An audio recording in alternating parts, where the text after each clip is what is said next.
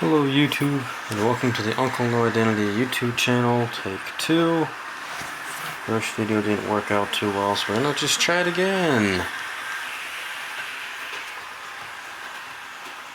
Got a tiny Christmas tree, as we can see, being very festive. Got a Daytona, and I'll get to that in a minute. So we're here on the workbench, and got some engines laid out here. I've got something I want to try. Take a look at these air cleaners. The one on the left is painted black, NATO black, and the one on the right is painted Testors enamel rubber. So you can see it's kind of a dark brownish color. And I think it would look really cool on the motor, but I'm not sure if I really want to try it. Here's the motor in question that we're using. A 440 V8 with a, I believe, a Carter 4-barrel carburetor.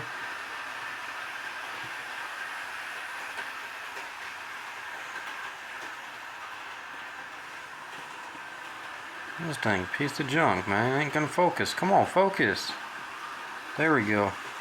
Got a Carter 4-barrel carburetor. I painted this piece on the corner, brass. Got a red ignition wire, not sure what spark plug wires to use.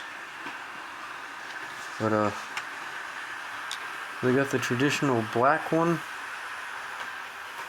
It looks like so. Or the copper, not the copper, the rubber one, which looks like so. I think because of the look of this motor in color, I don't think that looks too bad, but I don't know about the, I don't know. I just don't know if that rubber is really a good color for it. I was only experimenting with it, but y'all let me know in the comments. Should I keep the rubber and paint the and put the decals on it, or should I just change it to black? What do you think? Alright, well that's it of the 440. The clutch does not spin with the propeller, but that is for the idea of allowing the propeller to spin. If the clutch was glued to the propeller, it could just fly right off. This way, the clutch holds the fan in place and the fan will not run the risk of flying off the motor. So if you're wondering why the fan spins and the clutch does not move with it, I have my reasons. Alright, so I brought the Daytona in just to borrow its air cleaner for this demonstration.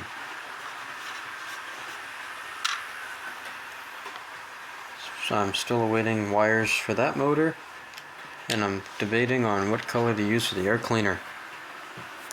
Another news, here's an old 1/24th scale Dodge Challenger TA 340 6-pack motor. You might have seen this in a previous video of mine, but you might have noticed it was in a bright orange, similar to this motor, this 1/25th scale Hemi. We can see it was painted orange and then weathered. Well, after I've built and painted this motor and this motor, I decided to take what I've learned from these two motors and apply it to this motor right here.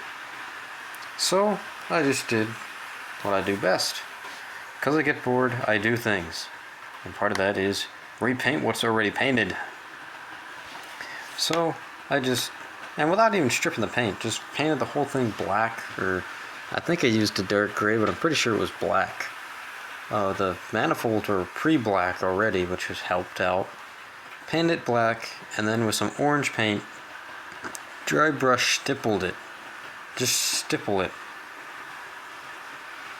So, stippled that, dry brushed the transmission, and then used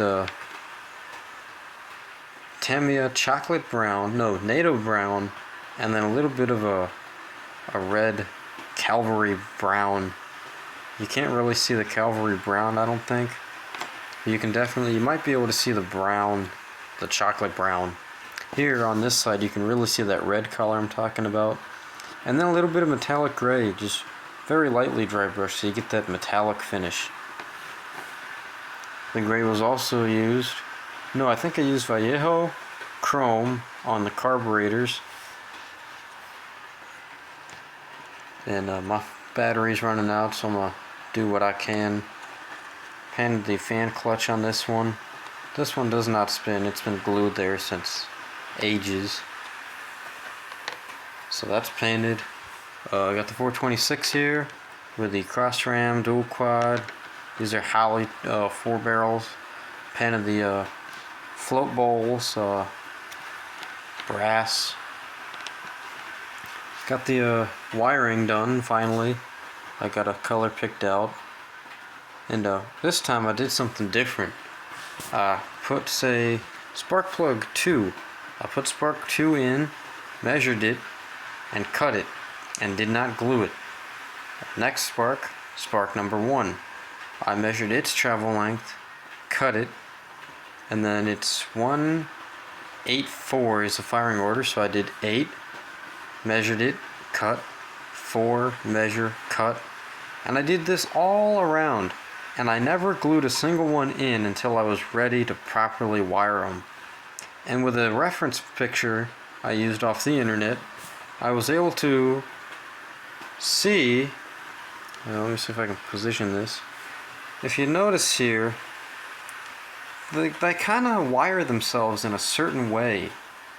You'll see 8 goes around 1 and 2, but 1 goes over 1 goes underneath spark 4 and goes over top of spark 3, I think that is. 1643 I think is the firing order. Yeah, it goes over top of 3 just to get to where it's going. If I knew it.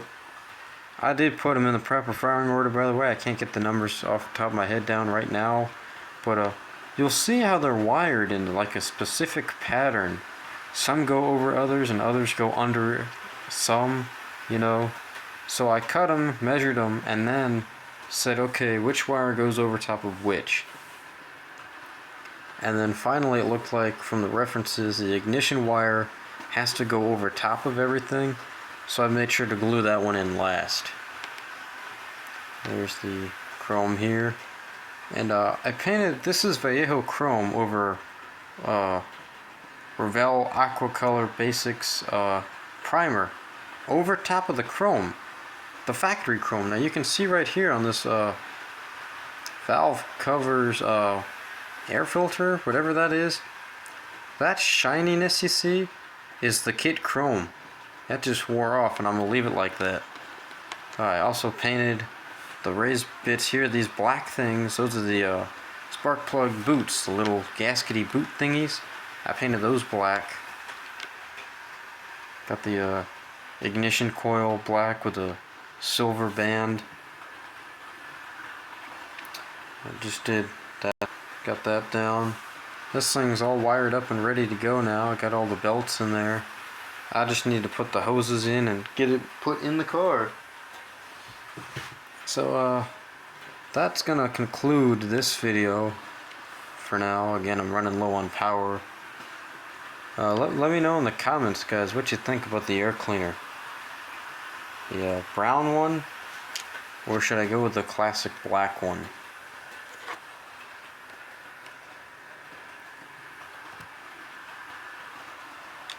So that's all.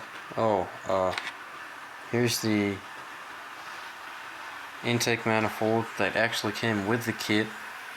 I was gonna put it with this junkyard motor in the back, but it just doesn't seem to fit, so I'm gonna just leave it off right now. So I got some things back there.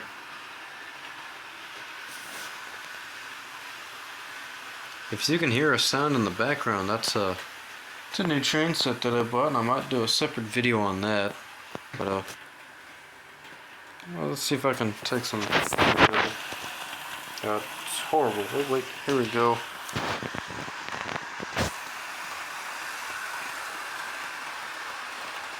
There you go, a Hornby Flying Scotsman. So that's gonna conclude this video for now. Let me know, guys, in the comments down below. Would you like me to use that air filter there in the rubber color, or would you like me to paint that black?